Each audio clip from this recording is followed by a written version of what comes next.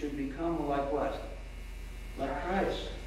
Well, then what happens? Well, then he goes back into heaven, he shut the doors, and then we go, well, the rest of the stuff is on here. You talk about the cookies and the Girl Scouts and all that stuff. You sing a few more psalms and a few more hymns and so forth. Everybody's milling around lighting candles and all that stuff, you know, like you would any place else. But heaven is closed till the next time you come. But now, where's Christ? He's out among the people. It's a beautiful liturgy. It's a very beautiful liturgy. Okay, so that liturgy developed in the East, and this Basilica-type liturgy developed in the West. Okay, so, you know, we have two traditions of liturgy in the Catholic Church. All right? Next page. Now, let's go all the way to the year 1054. Well, by this time, the barbarian invasions are everyday things. Rome is gone. And up come, in the barbarian groups, some warrior saints, warrior kings, Stephen of Hungary, Ladislaus of Poland, all of the Wenceslaus and so forth, all the great kings, the great queens, this gang of ladies, Elizabeth of Hungary, Margaret of Scotland, you know, that whole gang of incredible women who were queens. Then came bishops, who were incredible bishops. You know, whatever his name is, of Canterbury, and they always had the pilgrimages too. I just forgot his name. Who? Murder in the Cathedral. At the shrine of Thomas of Becket. Yeah. All right, Thomas of Becket, all right. You know, all your great warrior abbots. How about your great warrior abbesses? Oh, my goodness, you know, how can you overlook the Kunigunde, you know, in Germany, and all these marvelous abbesses, and of course in Ireland, our friend, Bridget, you know, ruler of a domain that would shake most people's, you know, shoulders and say, she took care of all of this, well, why not? You know, because we're coming into the development of things. Then what happened? Well, the Muslims showed up on the scene in the East. And all of a sudden, the whole Muslim power starts taking over in the East. Why? Well, because the Eastern nations were always at war with each other. And it was so easy for a person to become a Muslim and war on a neighboring Christian. It just took very nicely. Meanwhile, back in Europe, what was happening? Well, the Irish monastic schools and the Benedictine monasteries were developing to tenderize the barbarians. So over here you have the big Muslim invasion, and over here the barbarians are getting tenderized. So you have a development of a whole new set of nations over here called Europe, which didn't exist. And all of a sudden you have a whole new civilization coming out, being tenderized. Charlemagne rose in France, and when Rome was threatened, he pledged all of the French people's support to the protection of Rome. And so that France became the eldest daughter of the church, and the Pope, in gratitude, named Charlemagne the Holy Roman Emperor. The emperor who would be recognized by the Pope. Well, that continued as a tradition for 100 years after that. Except that East and West were having lots of difficulties. And what occurred at this time? Well, one of the popes began to feel his oats and was going to try to make the East kowtow. And they wouldn't kowtow. And so we had a big explosion over nothing.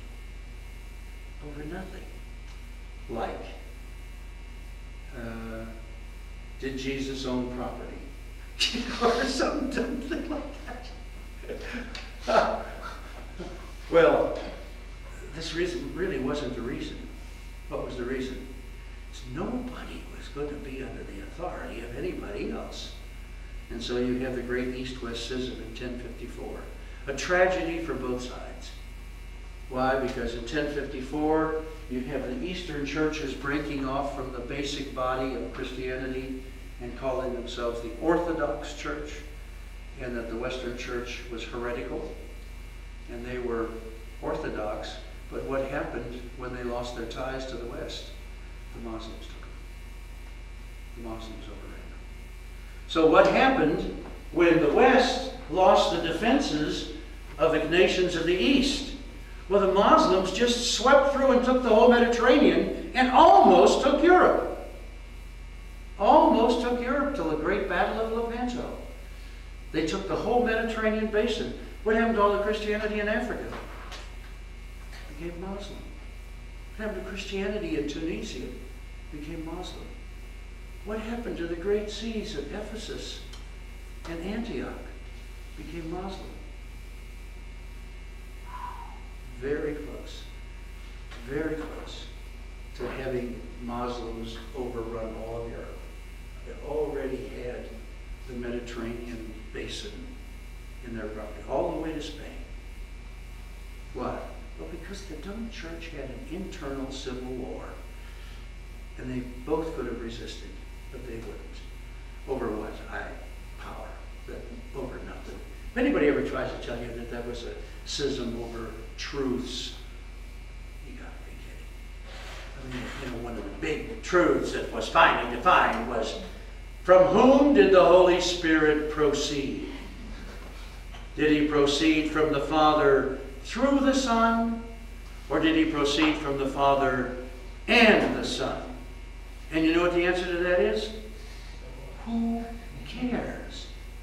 So don't try to tell me that that's what it is. It did not come from there. Although that was a test. Very interesting. When I got my degree in theology, I had to swear to that he proceeds, how does that go? I believe in the Holy Spirit, Lord, giver of life, proceeds from the Father and the Son. Okay, I had to say and the Son. My buddy who belonged to the Eastern Church had it in parentheses, and he didn't have to say and the Son, he could say through the Son. So we could both get our theology degrees in the same school. And that caused the East-West schism. Oh, quit. It did not. No. Well, how about the medieval Renaissance now? Oh boy, we have a fantastic thing. We have the cathedral schools being developed by these kings and by the noblemen, and the great universities rose. The universities of Bologna, the University of Paris, the University of Oxford, the University of Cambridge.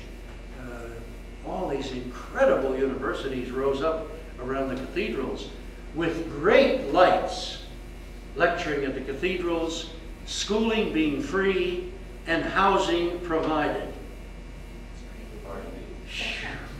Now that really means that they were interested, right, in taking care of the young people.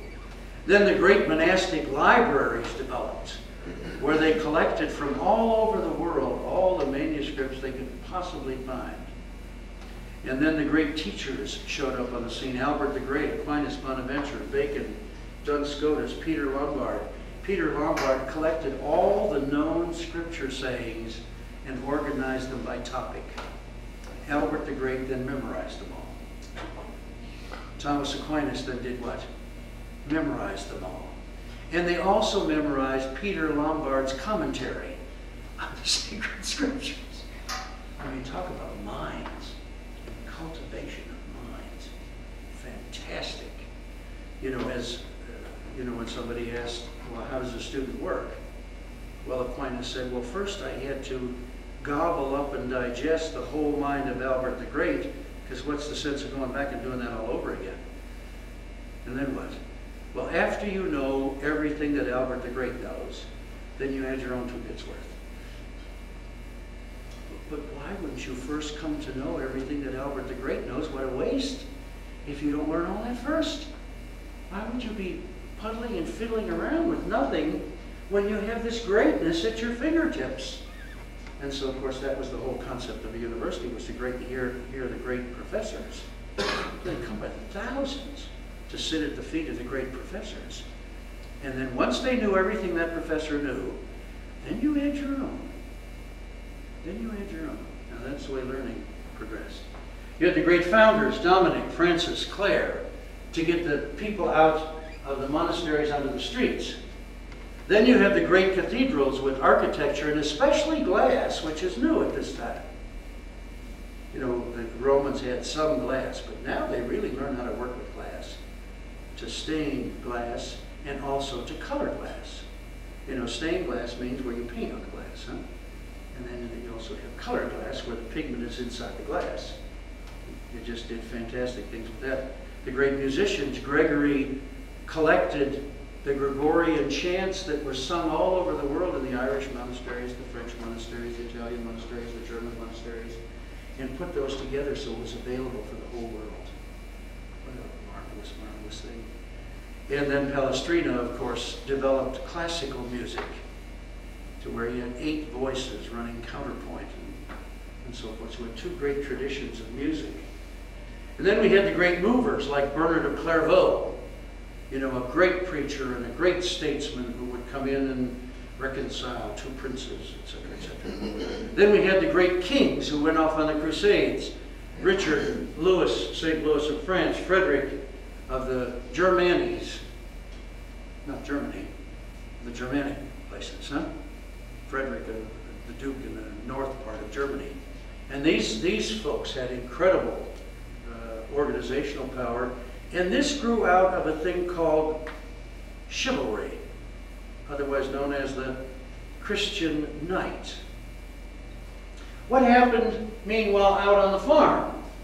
Well, out on the farm, the logical thing happened. With this incredibly exciting growth, with these students, with these scholars, with music, with architecture, with art, what occurred? Well, you had your village. And what was the center of the village? With the liturgy, of course. What else? All right? What was in front of the church was a huge plaza. Why? Well, where do you think the villagers gathered? Where'd you go for a funeral? To the plaza. Where'd you go for a wedding? To the plaza. Where'd you go for a baptism? To the plaza. Where did you go for the harvest dance? To the plaza. Where did you go on the great feast days? To the plaza. Well, what about this church? Well, people came from way out here into this church. There was no place to sleep, so of course they slept on the floor in the church. You put some straw down there on the floor. There were no pews or anything. You put some straw on the floor, and everybody would sleep there, and someone gets sick to their stomach, and somebody had to be relieved without being too nice and all that stuff. So in the morning, when you got up, what did they do? They shoveled all of the straw out and burnt it in the plaza. If you'll ever go to see the great cathedrals, they're built like this. The floor goes like this to the side aisle, and then it goes like this to the center aisle, and there's a trench. So you can wash out the thing. Where would you live? If you came to where God is on earth, where would you like to live? Would you like to live there? What a nice thing, huh? To get in out of the weather. How neat. See, and then you could come for 8 days. So you don't have any problem with housing. You could stay right there. Now in the little villages, it's the same thing. This church had to provide one of the most important things in Christendom, and that's what's that? Hospitality. If you were a traveler and came through this village, where would you go? To the church. Why? Well, they had a guest house. Of course. And supposing that you had broken your leg, where would you take anybody? To the church and the guest house, because they had a little clinic. You know, when you had some good harvest things, what would you do? You'd bring them to the guest house for hospitality. What was the center of life? The church. You see? And how aware everybody became of God's presence on earth. If you were a good sculptor, you would certainly, before you died, do a sculpture for the church. If you were a good painter, before you died, you would certainly paint one of the walls of the church. You see, if you were a good musician, what? You would certainly want to play and sing in the church. And therefore, can you imagine the level of culture ye old little hick town had? Why? Great architecture, great sculpture, great art, great music, great preachers coming through their town. Tell me what happened to the ye old peasants. Really got picked up. It almost worked. Had that frozen at that point, the kingdom of heaven would have come on earth. But it didn't. Everybody realized this incredible thing, and instead of this being a rallying point, it became an authority center where you collected money and power. And that ended it. But for 100 years, the world almost made the kingdom of heaven come on earth. That close. That close. So then it fell apart. Well, since the great libraries had all of the classics and the printing press was invented, guess what happened now? The classics got disseminated and we had an incredible classical revival called the Renaissance. And so now we moved away from this new architecture in Europe of the Gothic style. We moved to the marvelous Roman style, like St. Peter's Basilica in Rome. A revival of the great ancient Greco-Roman things that were present. Well, Savonarola could see this coming. He could absolutely see this coming. And so what did he do? Oh boy, he tried to burn everything he could get his hands on, lest anybody read it. Now, if you see the movie, The Name of the Rose, that is the subject matter of that movie. That the ordinary folks should certainly not see any of these classics. It would totally destroy them. But it didn't work because God. Well then, as a result, you had to establish an inquisition, because now that everybody had access to the pagan literature, how did you know if he was Christian or pagan? Well, you set up a little court of orthodoxy with one priest and two lay people. And of course that was the real temptations to authority, because if I could get Marcia condemned, then who would get her business? The church. See, that I could get Marcia's business, since she was condemned as a heretic. And so the temptation again of the dollar bill and power, right, the Renaissance. What a shame. What a shame. Each time when you're ready to flower, what happens? Dollars and power. One. That darn Satan. As we try to establish the kingdom of heaven, what seems to be the outcome of each one of these great flowerings? Satan inserts his two great weapons, the dollar and power, and what happens? Down the drain it goes. Too bad. So, naturally, you've got architecture, painting, and sculptures, the great Michelangelos and Raphaels, and you name them, huh? For about 300 years, as the classics were being imitated. What happened to the papacy? It became the papal plum. And all of the nations of the world were finagling for their cardinals to get control of the papacy, because the papacy had the right to determine who would be king and who would be emperor. Incredible power. Loaded with money. The patron of the arts. Huh? So, if you had anybody with any kind of moxie, and he got some good money backing, what was the goal? Get him the papacy. Was that all bad? No, it produced the marvelous things you and I enjoy, huh? But unfortunately corrupted the men, and corrupted the church, and things finally got finished. So we're now on page 4, called The Explosion. In 1517, an interesting thing happened that should never have had the effect that it had. But the church by this time had gotten so distracted in money and power, and had just gotten so far away from what we were talking about in the great religious revivals, that again, some great thinkers got a hold of this thing and said, what is this nonsense all about? Let's get back to the charisma. And so what did you have? You had Calvin, who said, let's get back to basic what? Faith, and forget all this falderall of sacraments and stipends for the priests and votive candles and oh, let's get away from the falderall and come back to what? And so what did everybody say who was sick and tired of all the nonsense? They said, that's a nice idea. It's a nice idea. And so then what did Luther came along? Luther was a great scholar. And he said, you want to find your faith? Why don't you look in the scriptures? But the scriptures are translated now. How can I trust the translation?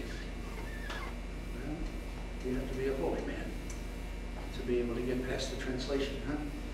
But here we have two great inputs.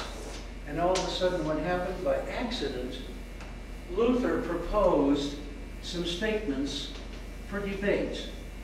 Now ordinarily, this was at the University of Wittenberg, ordinarily what would happen?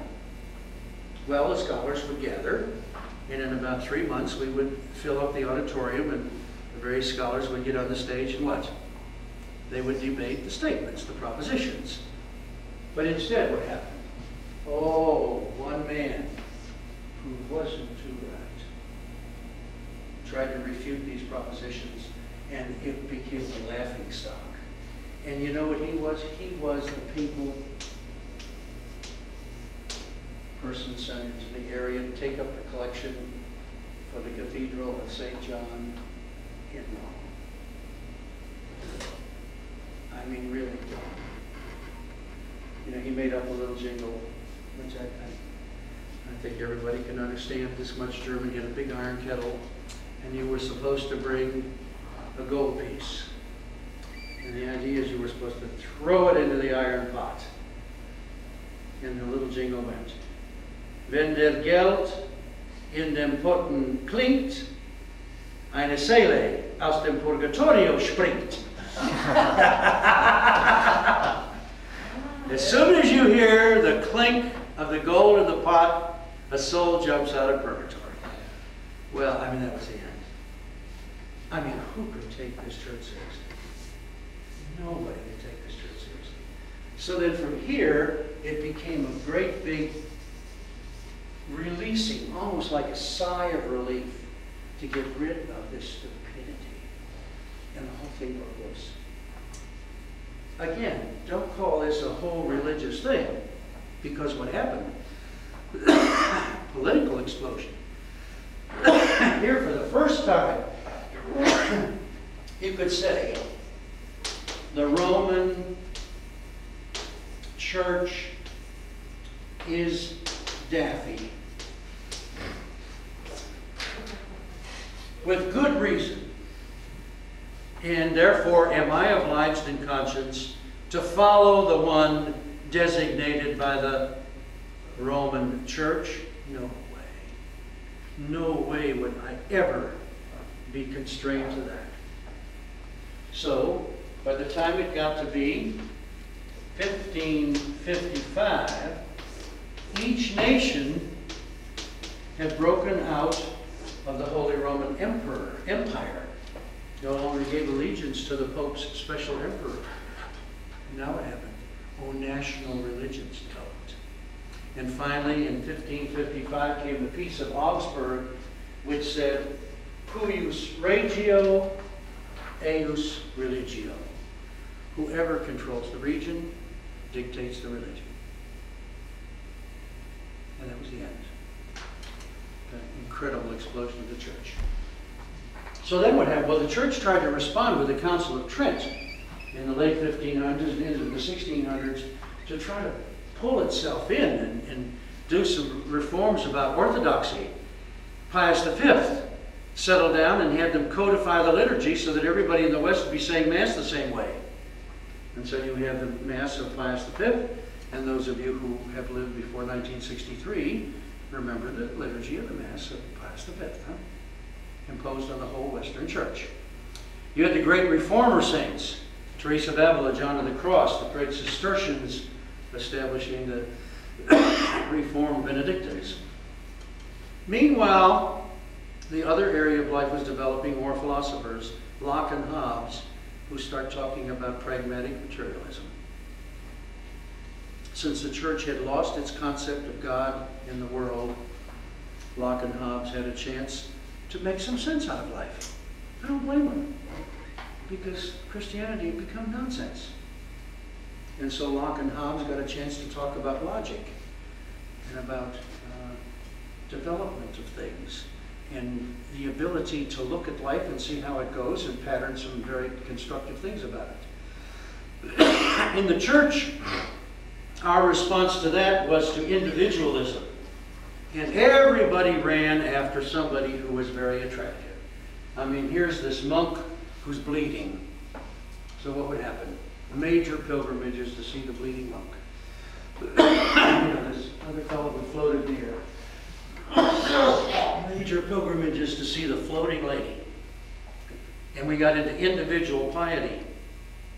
The bad thing that happened was private piety, once you got inside of yourself, saw only what inside of yourself? Sin. Nobody was talking about the Redeemer anymore. What were they talking about? Me. And so the private piety reacted in an incredible guilt complex, out of which the private visions told you how you could get out of it. Don't miss the first Saturday. If you make the first Saturday, you're going to make it. Make 9 First Fridays, and you will certainly not die without the last sacraments. And so you make the 9 First Fridays, you fall out of your boat, and there's a shark. And Father Moore is in the next boat, and he will certainly jump in and anoint you, won't he? My foot. My foot. Well, you know, yet the personal piety had to develop all kinds of escape hatches, since everybody got inside of themselves and found themselves sinful and had terrible guilt reactions. So the personal piety had to come up with some solutions. You know, wear your miraculous medal. I think the funniest statement that I got out of one of my students of the Second World War is he said, I used to go to this house of prostitution, the most gorgeous gal there, and she really irritated me because she would never take off her miraculous medal.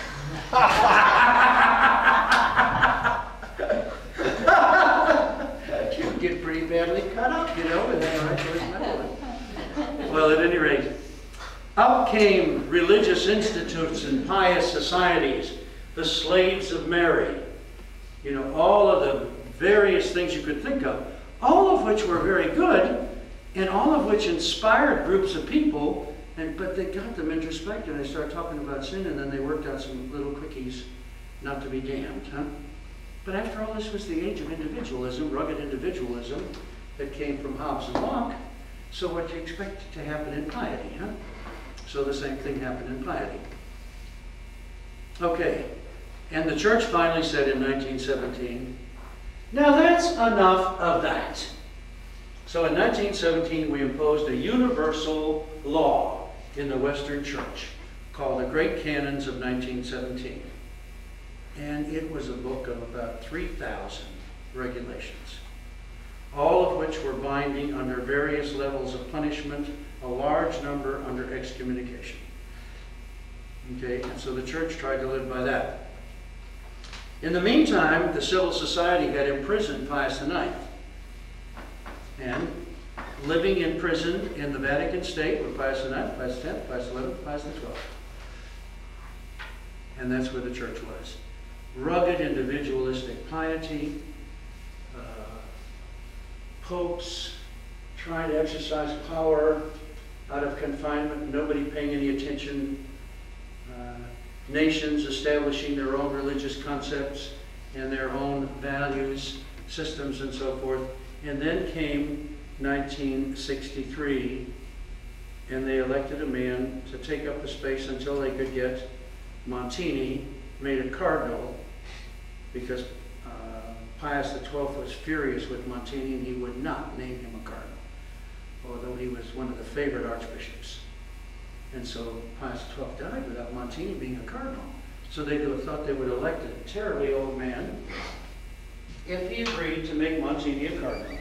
And he said, why not? You know, expecting him, of course, to die the next year. Well, he didn't. He called the Ecumenical Council Vatican II, made Montini a cardinal, and Montini became Paul VI, and Paul VI had to preside over the Ecumenical Council and try to get it to some degree of situation. That's where we are today. So number 7, Vatican Council II says, whoa! Stop and look at this runaway church that has become legalistic and personalistic. Whatever happened to the Christian community? End of place. Any questions? But that's really what happened in the church.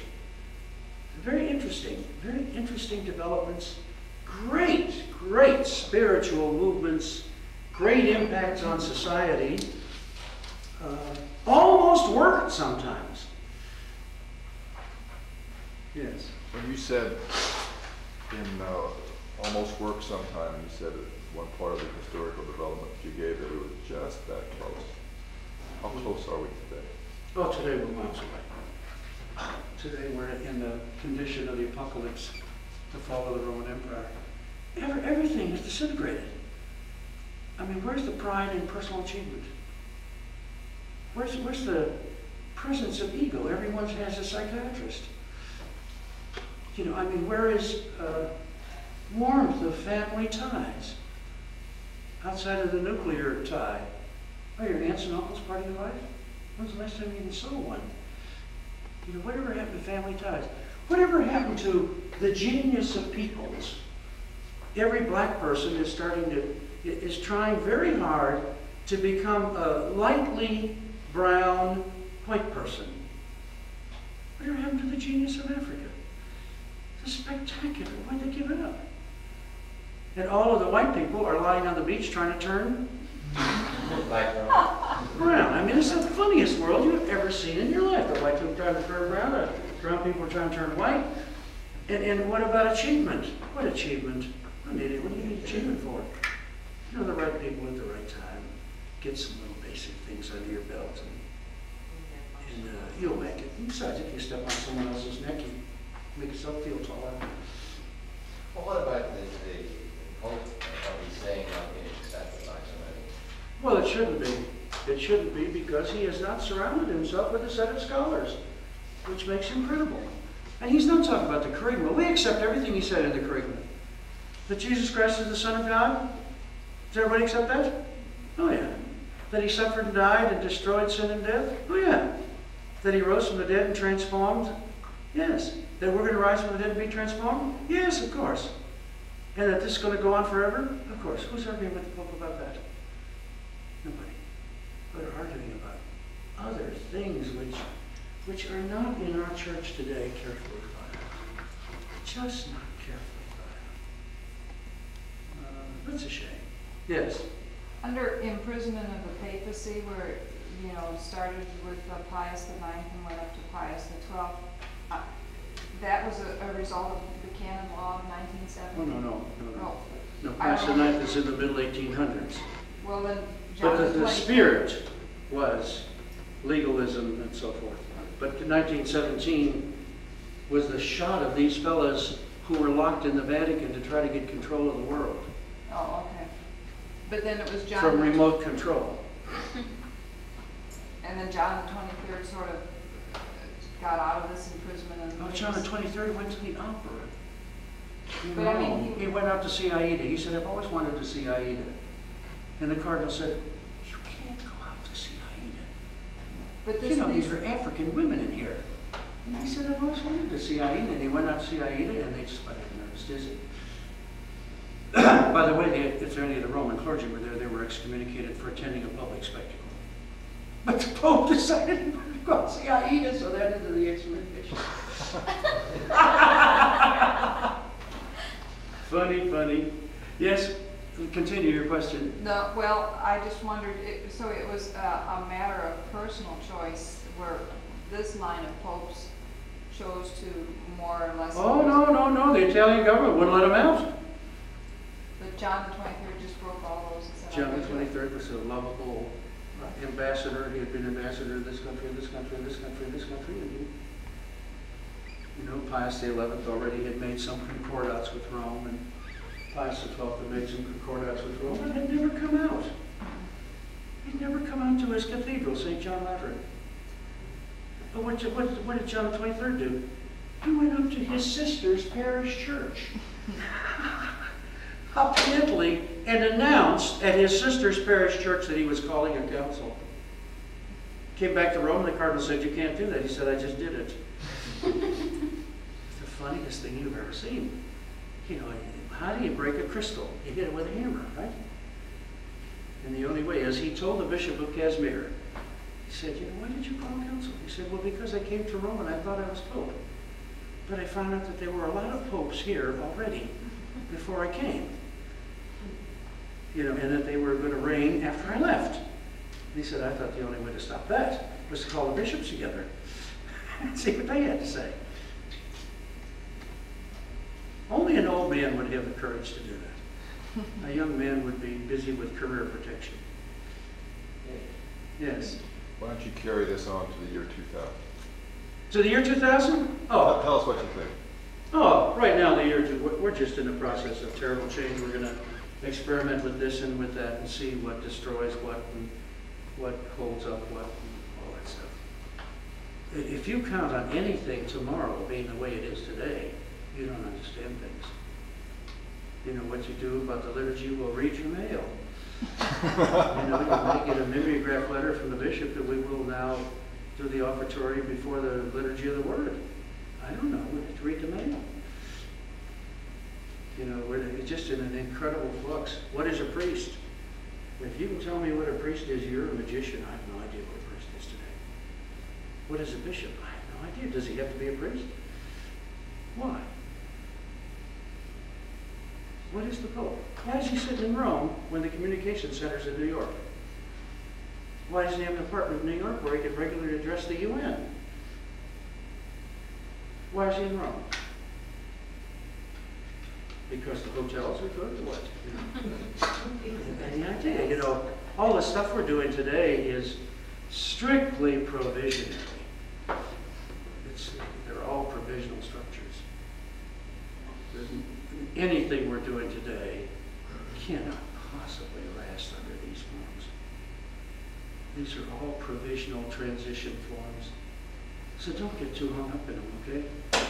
They have to change. Not they will change. They have to change, or the thing will rot. You can't have totally lost the sense of mystery, right? And what has this liturgy done? Huh? What has this liturgy done? It's lost the sense of mystery. That won't last, I promise you, that won't last. Who wants to go to an every Sunday, ha ha ha, ho ho ho, lovey-dovey community, ha ha ha, with second and third rate talent, preaching and singing? How long do you think that's going to last? Huh? Why should I bother doing that? There are better television shows. So you say, why aren't people going to Mass? Well, because there are better television shows. And since there's nothing else there, the mystery has disappeared, why should I go to a third-rate show? How do you reestablish the mystery? By putting up all the communion railings, have a sanctuary light and incense, and not letting anybody talk anymore. No, that didn't work. Got rid of that. So what are we going to do next? I don't know. We've got to do something. Because who wants to go every Sunday to a third-rate show? When television is so good.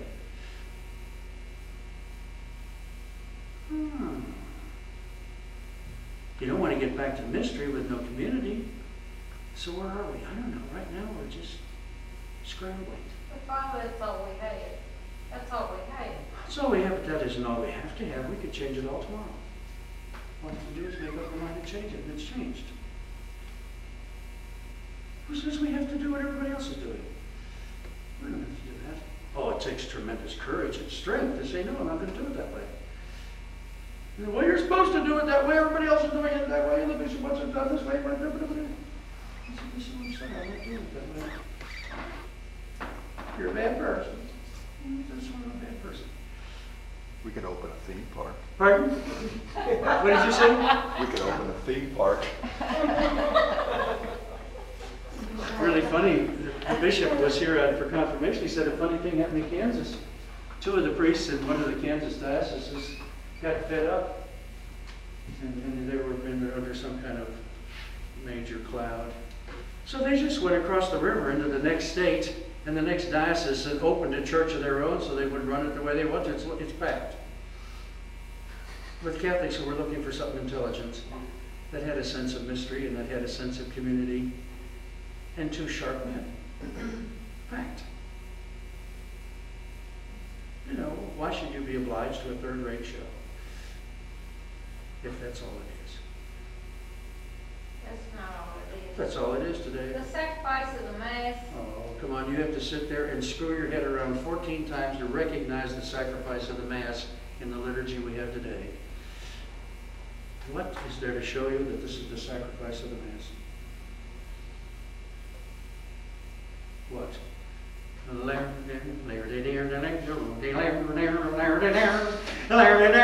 That's the sacrifice of the Mass? That's what happens immediately after the consecration. That tells you this is the sacrifice of the Mass, doesn't it? And fills you with awe.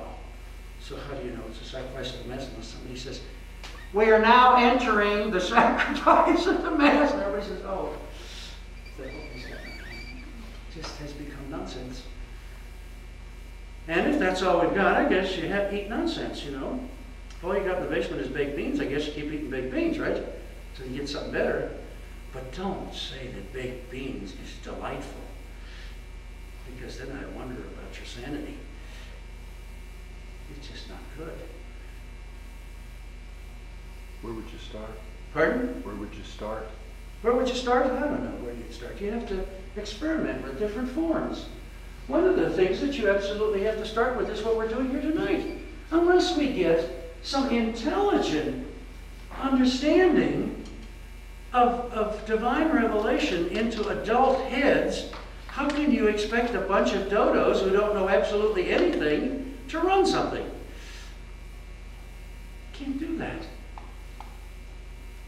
And what if they're not interested in developing themselves? Well, then I guess we'll just keep running around like dodos. And I'm not talking about necessarily going to class. I'm talking about some of the brighter people getting interested. But most brighter people say what? Yuck. And they leave. They leave. Well, why should you get involved in that mess? So, you know, we're going to have to make some major changes. We're just going to have some people say that's enough of that. And let's get serious and make something. The bishops are trying to do that about the poor. You know, it's really very interesting that they are trying to get Christian communities interested in doing something for the poor people who live on your street. What's the big Catholic reaction? I haven't heard any of you. Who's something organized on your street? it seems Anybody to got me any that organized in on your street? Lexington, though, as a whole, that they do a lot for the street people. No, come on, they're trying to get them out of the city. That's the big debate, is how to At get them least out they of the can go city. get a hot meal, they get someplace at night, they can sleep if they want to. Not so.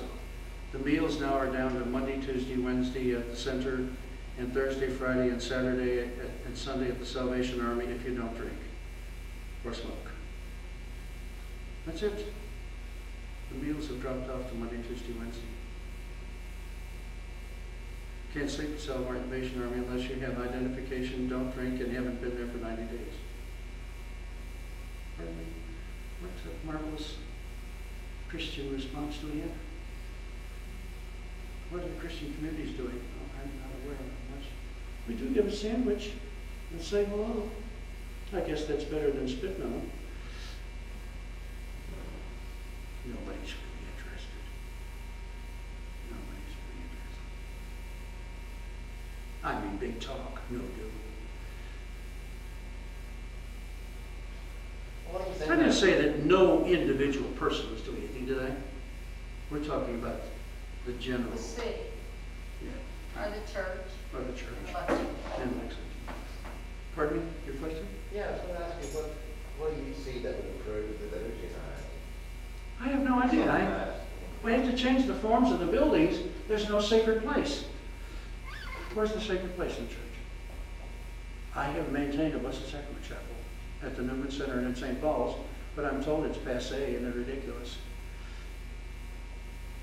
But I don't know if you noticed it or not. The bishop said, how do you do the liturgy at St. Paul's? We said, we make a visit to the Blessed Sacrament first.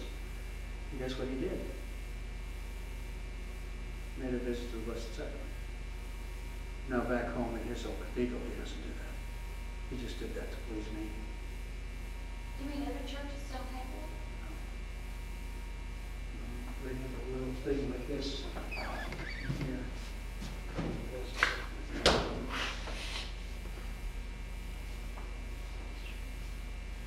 That's not a question where you keep the Blessed Sacrament. It's a question, is there anything sacred about this? Think very hard and find out something that's sacred in our present liturgy. What's sacred? There's nothing sacred. It all went away. Is that good or bad? It's bad. You lost that side. Well, now at least we have a sense of community. That's nice. That's good. That's the good part. But the other side went away. Gotta get back there. Gotta get back there. Without losing this. Have to do something. Did you see the real downfall in the 60s, would you say, of the breaking up of the real structure in the church? No. The real downfall of the church in the 60s was that the church had gone off totally into legalism. I don't know about you, but we used to sit around trying to figure out how we could break the fast, you know, between midnight and 1 o'clock, depending on what time zone you were. You know, or for instance, if you were fasting, you had this little leeway to go have a drink somewhere with your buddies. And you would be breaking the Friday fast or the fast of the vigil or something. And totally legalistic. Absolutely legalistic. And it just, what about the kerygma? Who understands anything about the kerygma? You know, you got to memorize the Aristotelian religion of the Baltimore Catechism. And if you weren't an Aristotelian philosopher, you didn't have any idea what the Baltimore Catechism meant. Because it was in Aristotelian language and everybody had to memorize it and follow all the laws. Well, it just became a joke. Who's going to follow all the laws? So you just got yourself stuck. But, you know, even today, I'm fighting because the bishops have said that until it attains approval of the church, you know, we should not foster Medjugorje. And guess what I'm fighting with my parishioners? Even though I told them that this was the statement of the bishops. They want me to publish in the bulletin and organize a group to bring them to St. Paul's Church to see a video on Medjugorje. And I told them no. Well, why is that true? Well, because they get much more out of the video on Medjugorje than they do out of the liturgy at St. Paul's Church. Be honest with you. Well, I noticed that at some masses, they don't ring the bell any longer. You know? Oh, no, but see, that's all gone. You're not supposed to do anachronistic things. Like have Blessed Sacrament chapels and You're bells. talking about creating a focal point. Yeah, but that's gone, see. They've taken all that away. That's all What's the gone. reason why? Well, because they say it's irrelevant. See, the people at this moment who are talking liturgy have no sense of mystery. They have a great need for community, but no sense of mystery. And so, what group is prevailing at the moment? The group that has a great need for community. You know, because if you take that away from them, go see their psychiatrist. It's just a terrible insecurity. So there's no chance to go into mystery. Right now, the psychiatric mood is either juxtaposition or psychiatry.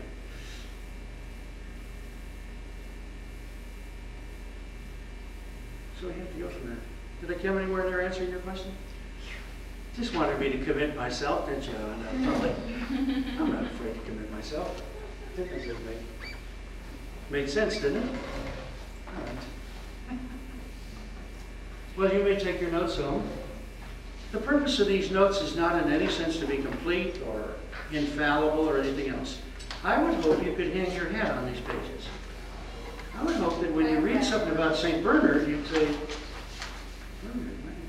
oh, Bernard, I see him now. He was the great mover between 1054 and 1517.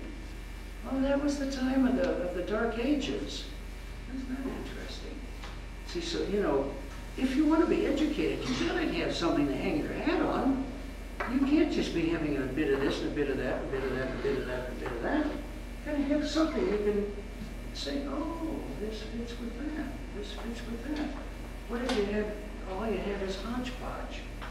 And what your latest thoughts are, and what magazine article did I read, or who's the latest pious writer?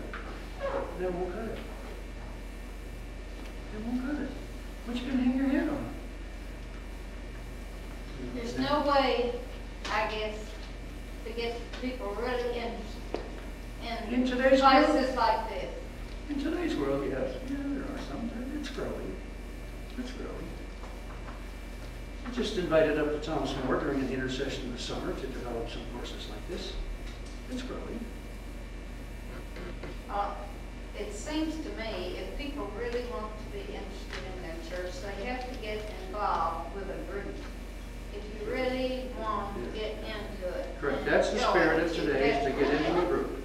But the problem is the group intelligently conducted. That's the problem.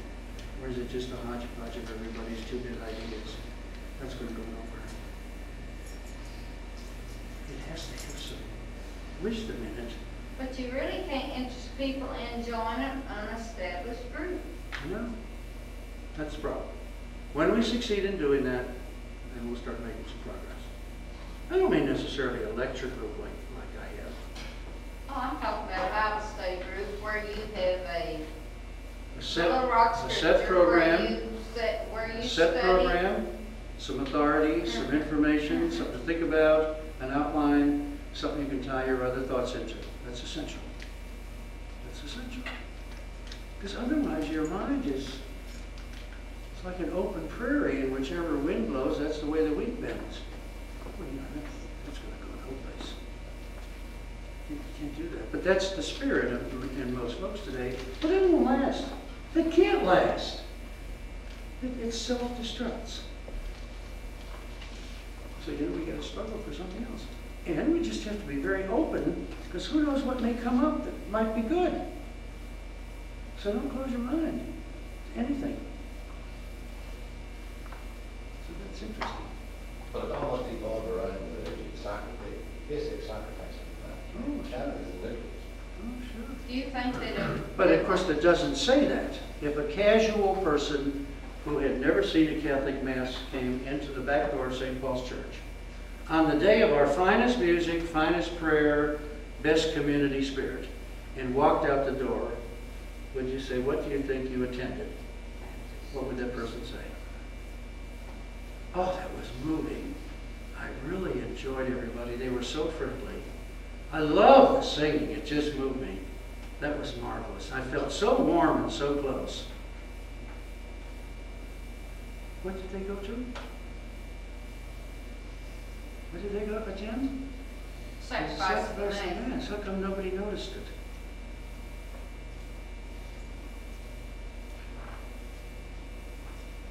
Blank spot. Blank spot. Blank spot. So you know, they go home and say, next time you're in town, you ought to go to that St. Paul's. They have the best time on Sunday morning.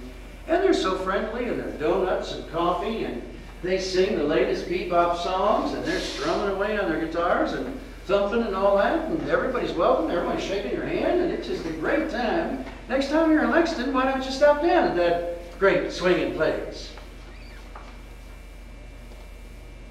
Is that what you came for? What if that's I wouldn't go if that's the way St. Paul was. No, you know. What did you come to see? Interesting. You always have to act the impact. The bishop said another thing on marriage that I thought was marvelous. He said, how do you know if you have the right marriage ceremony? He said, well, you'll find out if you have the right marriage ceremony or not if the next day, when everybody gets up, after having lots to drink and so forth, and dancing and all that stuff, if they said, wasn't that a marvelous sacrament? Have you ever heard this? On the day after a wedding.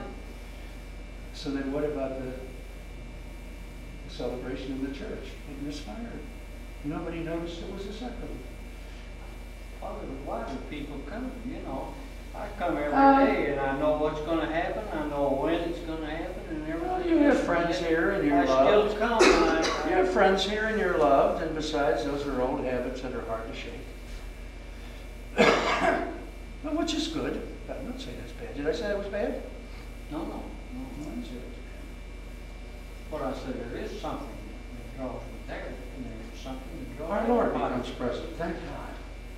Or I That's would what- never say That's Mass. what brings you there. No. Most folks. Sacrifice the best. I That's what brings me there. Well, maybe. certainly, You're a maverick. Because you sure can't find it if you look at the ritual. But I'm glad you keep coming looking for it.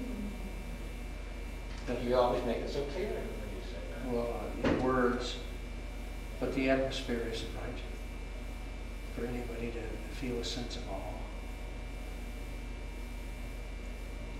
Now, come on and say something happy. You're leaving us here on the very last night. All Let I'm saying is down. that Let down. you are in no, you shouldn't be let down. You are in a period of change, and don't get hung up too much on what's going on this year, because it won't be going on next year. And you know, you need to know where you are. In the meantime, have fun, because all the rest of the stuff means what? Nothing. So why would you be upset? Are you going to probably fall apart in a hydrocarbon form? Someday. I'm still. You think you will live like the resurrected Christ?